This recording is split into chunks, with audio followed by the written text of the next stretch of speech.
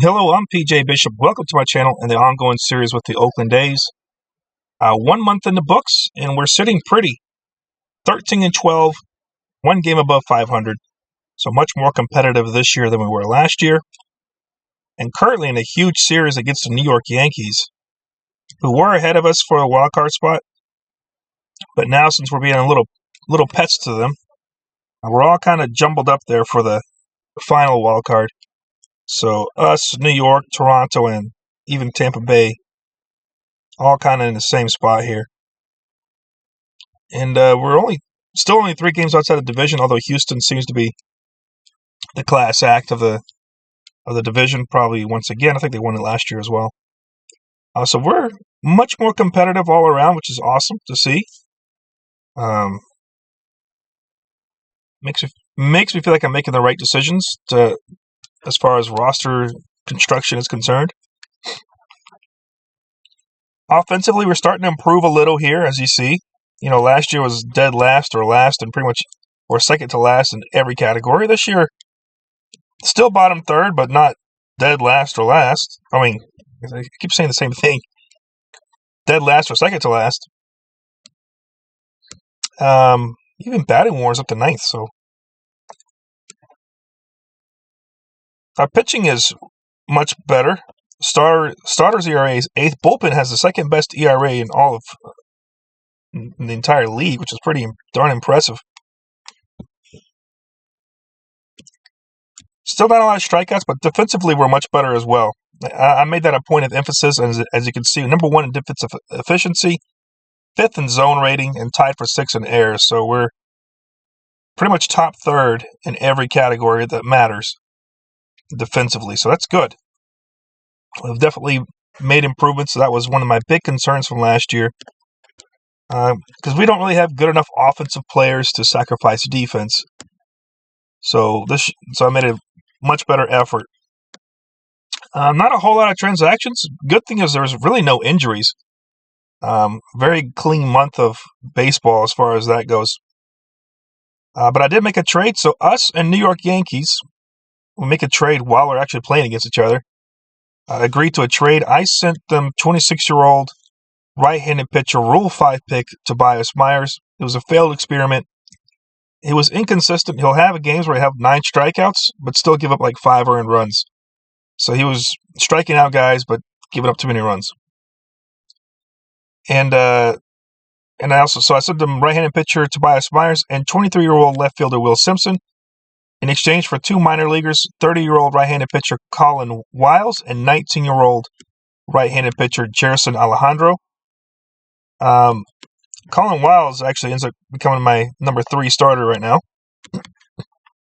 He was in the minors, although he's 30 years old, so he's pretty old. But I'm just trying to find another pitcher to kind of hold down the rotation. He's nothing special when you look at him, but he's got a lot of stamina. He doesn't walk guys. He doesn't strike them out, but since our defense is much better this year, I don't mind having a guy who's not huge in strikeouts, because I think defensively we can handle playing behind him and just rely on making good, solid plays and getting outs. Plus, he's not going to give up too many free bases, considering that his walk rate control is plus. So that's him, and he was okay. He was okay-ish down in the minors this year. Last year he was okay. I mean, that was only 13 innings. So I don't know what to expect from him. I do expect his walk rate to be low. Now maybe the ERA will be slightly lower because our fielding is better. Who knows? Compared to minor league fielding, it's hard to tell, but we'll find out. And then I also got the pitcher. I believe I sent him down to the Dominican Republic. Yeah, Jerson Alejandro, is that who I sent down? Yeah, just got him. He looks okay. He's projected to have plus stuff, above average movement, below average control, but he's got 3 pitches that look good. So he has the potential to be a starter, but his stamina is fairly low at the moment. So he might end up being a bullpen option, long reliever, which would actually suit him better. as he'll probably have a better chance of a major league career as a bullpen arm opposed to being a starter, where he's kind of borderline there. So that was that. The only trade we made, like I said, the transactions were pretty minimal. The injuries were absolutely minimal. So left-handed pitcher Francisco Perez was optioned to AAA Las Vegas. Right-handed pitcher Jerson Moreno recalled from AAA Las Vegas. Jerson Moreno is here. I mean, aside from his control, he's a good pitcher. He's definitely a middle reliever. He's my last option out of the bullpen, but I still like him. Can come in and get some cleanup innings. Last year for us, in 39.2 innings, so in 25 games, he had a 3.63 ERA, which is extremely respectable for a low-end option out of my bullpen. So if he can do something similar to what he did last year, I think we have we can continue solidifying my bullpen, which is currently, according to ERA, second best in the entire AL, which is pretty remarkable considering that I don't have a guy above 50. So everybody's average or below average. First baseman Abraham Toro has been waived and designated for assignment. So once again, he's off to an extremely slow start. As you can see here, he's really slow start. He's not even barely batting 100. Just overall, just another slow start by him. And honestly, I'm trying to think, do I keep him? I'm going to try to trade him. Maybe someone will take a chance on him, but chances are he will probably see himself released. Because even last year, he wasn't all that great. He recovered from a slow start, but still not all that great. And he's not a terrific defender at first. Right now, he's just average. And I have a first baseman that I like. And there's tons of more first basemen in my minors. He's not good defensively at second nor third, enough to where I really want to keep him, because offensively he doesn't do enough to play third.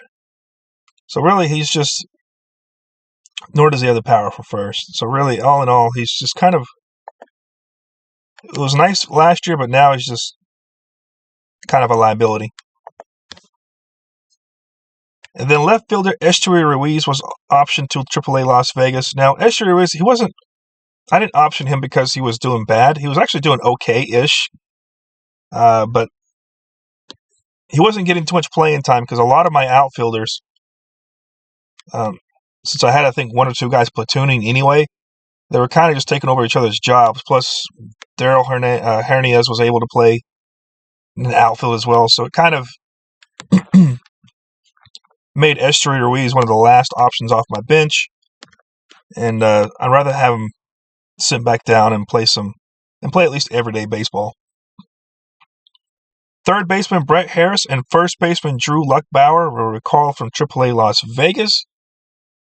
As you can see here, I have Brett Harris in as my third baseman. Yes, Zach Gelof is on the bench because he is off to a terrible start. And I need guys that are playing well. He's playing well down in the minors. I mean, that is AAA, so I can't really. Now, he is a slight step down, I think, from defensively at third, but still more than good enough. And we'll see if his bat is a little hotter than Zach Gelof. Zach Gelof can still play his way right back into the starting slot. Because you can see Brett Harris did struggle last year in his first taste of the majors.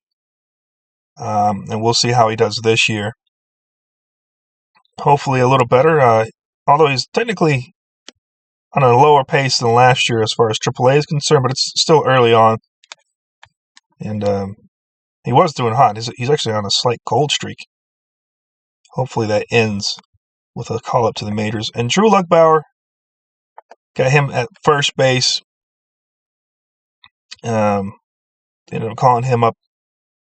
I think our first baseman was struggling a little bit versus righties, so I have him platooning. I think he's in for righties. He's out versus lefties. He's got decent enough power. Last year, as you can see, he's a power guy. I think he was already up to 6 home runs in 24 games, so he does hit home runs. That's kind of his thing. He's either going to hit a home run or strikeout, which I can live with that at my first base position. He is a above average defender there, so it's not like the drop off at first isn't too much, so I like it. And he's got a high work ethic, so he's going to work. And last year he did do okay. How did he do last year? Okay-ish. Had 15 home runs, which is not a large amount, but it was all right. He was also my catcher last year. So let's take a closer look at the pitching. J.P. Sears looking solid to start the year, but I remember last year, very similar. Solid to start the year, and then struggled for the remainder of the season.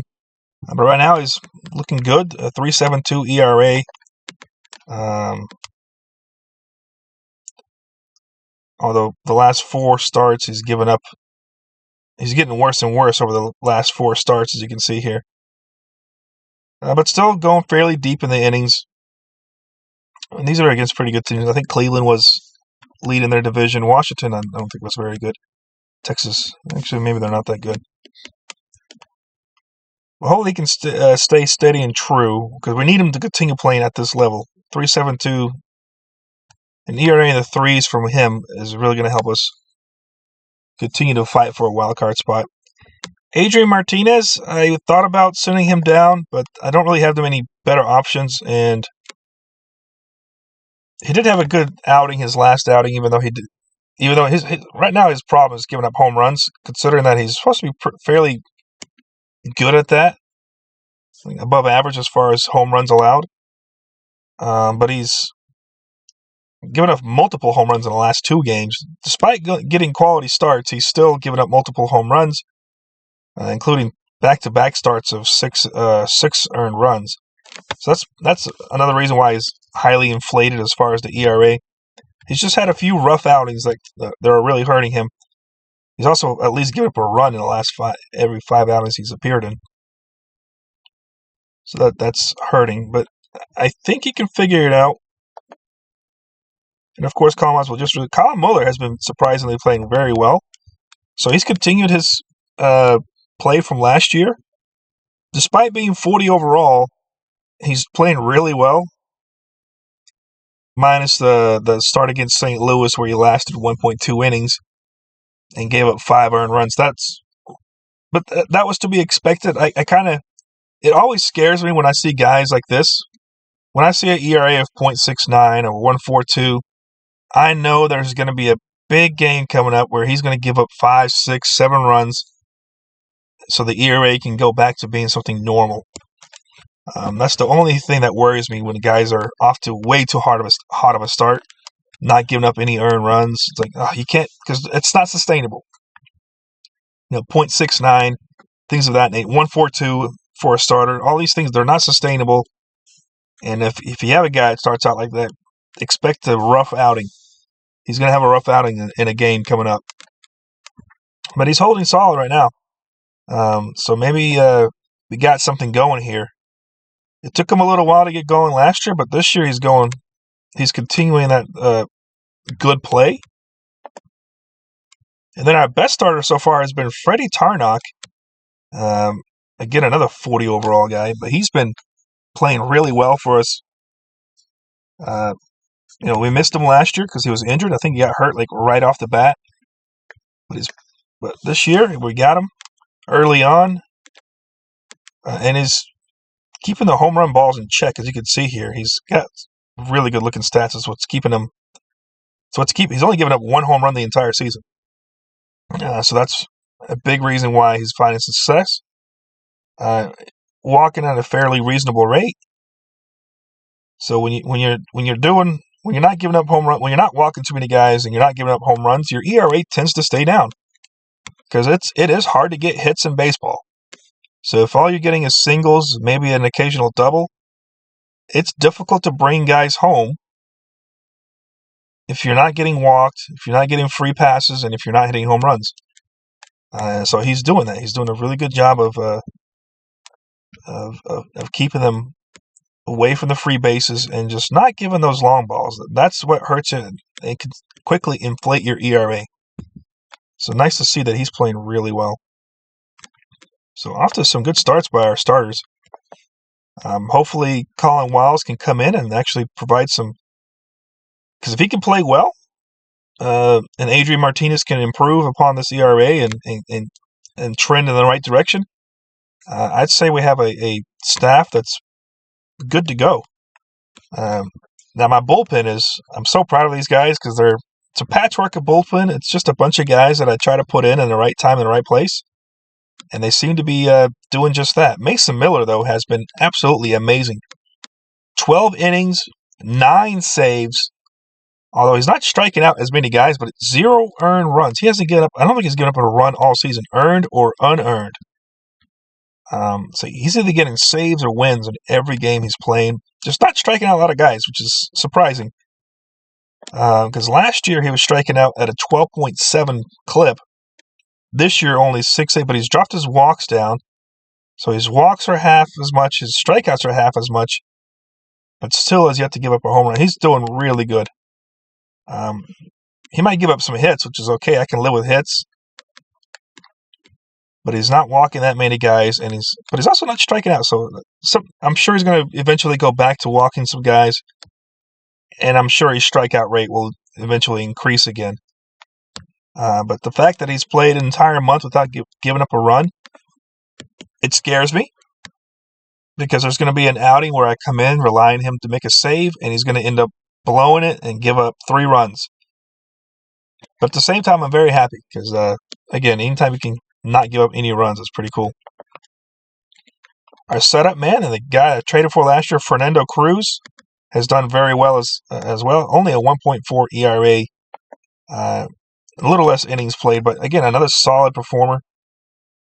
I guess it was a good. So far, it seems like it was a good trade because he's on pace for a pretty darn good season. Surprised that they're not striking out that many guys, considering that their stuff is really good. So I'm sure something will correct itself eventually. What else we got? We got Michael Kelly finally playing much better. He's got a 1.93 ERA. This is the Michael Kelly that I expected when I put him in. I mean, I know he's below average as far as overall is concerned, but I don't think he's a terrible pitcher. And last year, I mean, he did start off slow. As you can see here, his ERA has gone down over his last 5 appearances when he hasn't given up a single run. But last year was just disappointing. It was extremely annoying because he was giving up so many runs per game. I mean, 4.34 for a guy that I expected to be better. There's a lot of runs. This year, he's keeping his home run rate down a little bit. Walk rate's still fairly high. Strikeout rate's roughly the same. So he's just not allowing as many home runs, almost a third less. And I guess he's just not allowing as many hits. It's about roughly the same. So a little less hits. He is walking more and striking out slightly. So maybe it's the fielding that helps. Guys are making defensive plays, and it's kind of hiding some of the weaknesses that these guys have. I'm starting to think the defense had a huge part in their ERA. Gerardo Reyes is not having a good time right now, although he's striking out tons of guys, but he's also giving up tons of runs. I guess he's had a few rough outings. As you can see, his ERA is 11.57, so he probably had a extremely rough outing prior to that one. So he is bringing it somewhat down, but he is definitely more than likely going to be sent. I mean, last year was pretty darn good. Yeah, last year was really good for us, so it's kind of disappointing to see him start off so slow. 7.59 compared to last year's 3.10. But it's the home run ball. He's giving up 3 per game if I left him in the entire game. So that's going to quickly inflate your ERA. You know, giving up 2 home runs and 1 home run. 4 home runs in his last 5 appearances is a lot. So that, like I said, home runs are going to inflate your ERA and quickly. But not to worry, because he will soon, well, not soon, but Trevor Gott is healthy. He's currently on a rehab assignment. He's got 25 days left. Consider that he missed all of last year, and he's got to be extremely rusty. I will probably leave him down there for the entirety of his rehab assignment, what he's allowed to have, so the full 25 more days. Let him get going down there, so once he's ready to go, I'll call him up, and it gives me a better idea of who is. So Gerardo Reyes could improve. Someone else could get hurt, and I might call. Now, if someone does get hurt, I will call him up. But as long as we're healthy, I'll leave him down there for his maximum amount of time, and then probably send Gerardo down, considering his struggles. And he's one of my lower options anyway. Joe Boyle has been playing really well. 2.92 ERA, 10 strikeouts per 9. He's done well. I mean, like I said, he's got really good stats. His main issue, of course, and will always follow him or haunt him, is his control. So aside from this game against Texas, he was doing really well, but he's bringing him back down again. His last outing against Cleveland was nice. It was a 3-inning save where he just gave up 1 hit. Only struck out 1, but played really well against Cleveland in a 3-inning save. How's he doing this year? So much bigger improvement from last year. He's not going to get moved to the starting role. That's how this happened, because he was playing pretty well. And I was like, you know what, let's give you a chance to start. And it backfired quickly. And this got inflated. And once it was inflated, it kind of never went back down. This year, he's looking good out of the bullpen. I'm putting him in where I think he can succeed. I don't put him in when there's guys on first or second. No point in putting him in and loading the bases up. So let him start off with a clean slate, beginning of the inning. No one on, no outs, and let him do his thing. And he's been doing pretty darn well. Even the walk rate's not bad. It's 3.6, so he's almost cut it in half from last year. Really doing much better there, and he's hasn't given up a home run all season yet. That's good as well, but that is one of his strengths. And his K rate has also improved, so he's kind of improved all across the board. Maybe TCR can finally go in my favor, and halfway through the season, he could be a 65 overall guy. I don't know. With control up to 45? Wishful thinking there. I would like to see 75, 60, 45. That would be fantastic. Coming from Joe Boyle. Stevie, then of course Stevie Inmanuel's, he's also doing very well. 2.53 ERA, leading our bullpen in strikeouts per 9 with 14.3.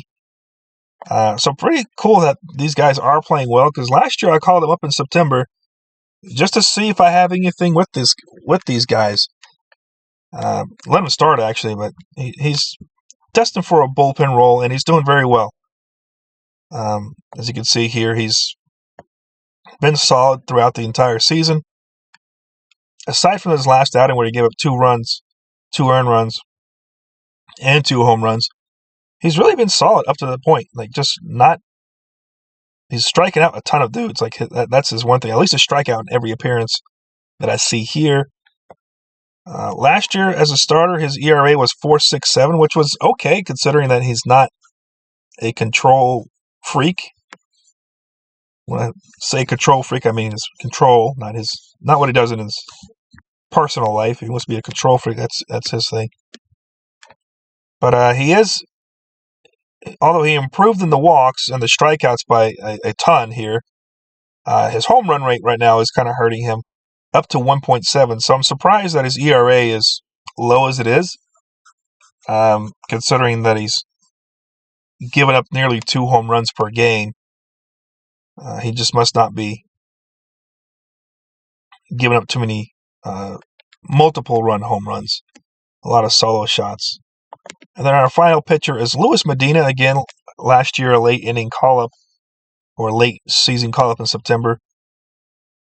Now, his ERA is unsustainable. I don't think .66 is going to, considering his strikeout rate is extremely low as well. But in 13 innings, he's got a .66 ERA. That doesn't seem sustainable. He has been playing very well his last 5 outings at least. No runs given up. And they're pretty long outings. 2 innings, 3 innings, 3 innings, back-to-back 3-inning outings. Although these last 2 were 6 days apart. I try to keep at least 1 day a week that they pitch. Especially if he's a mop-up guy. There's just no need. But if we're good all year, that's probably going to be a thing.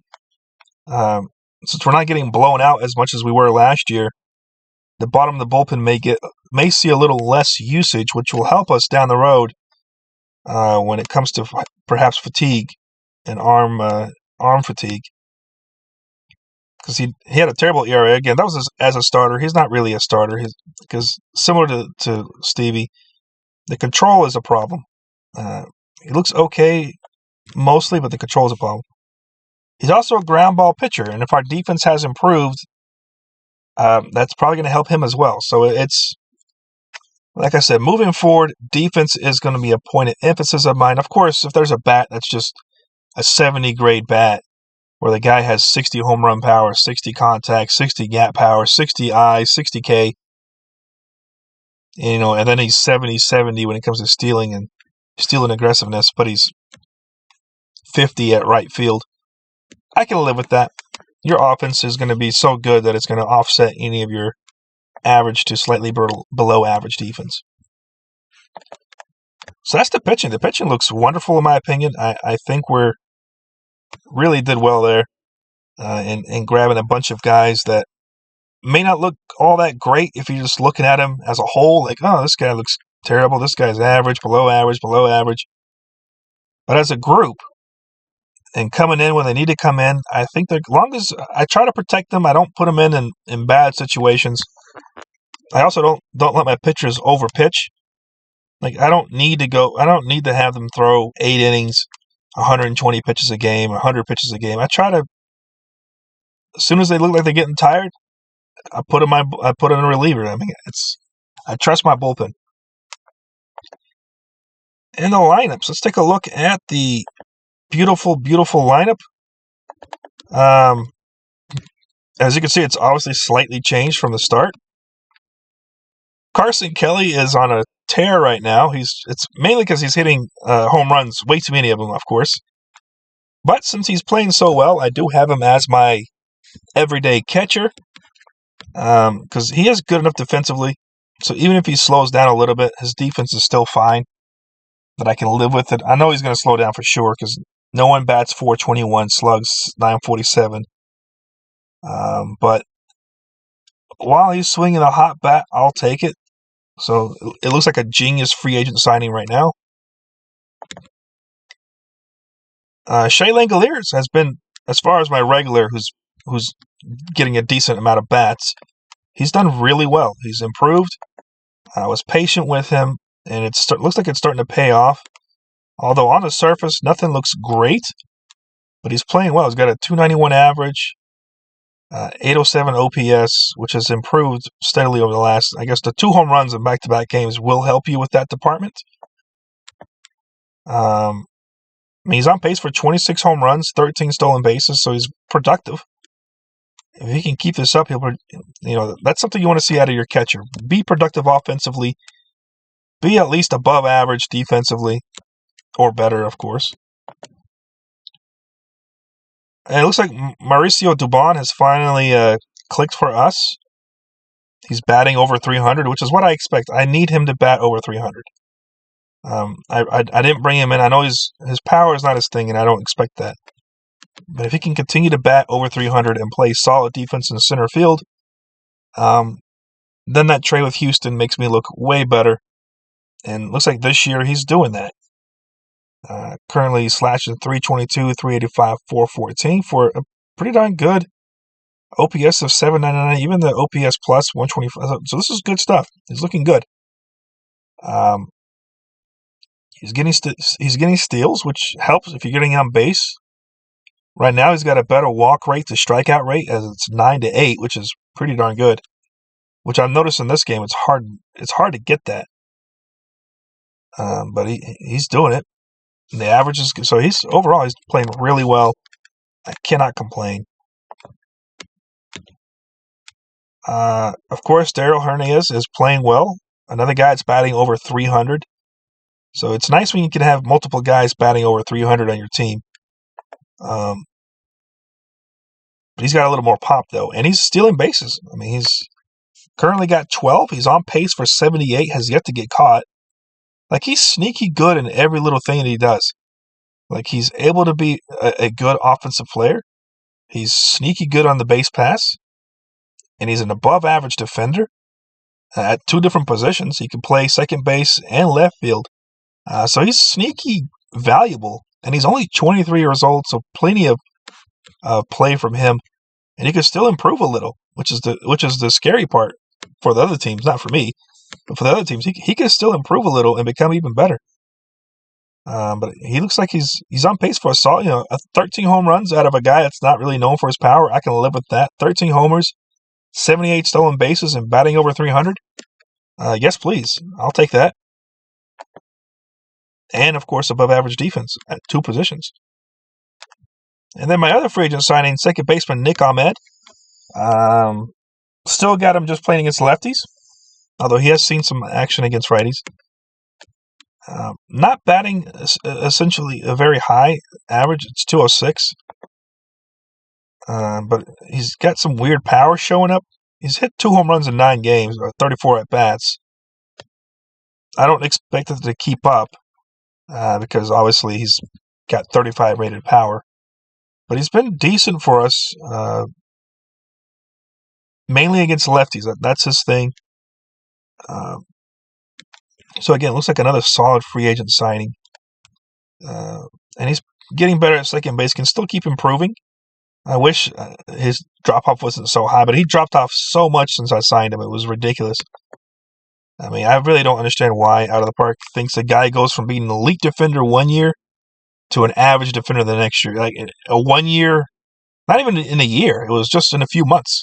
Elite defender, average. Okay.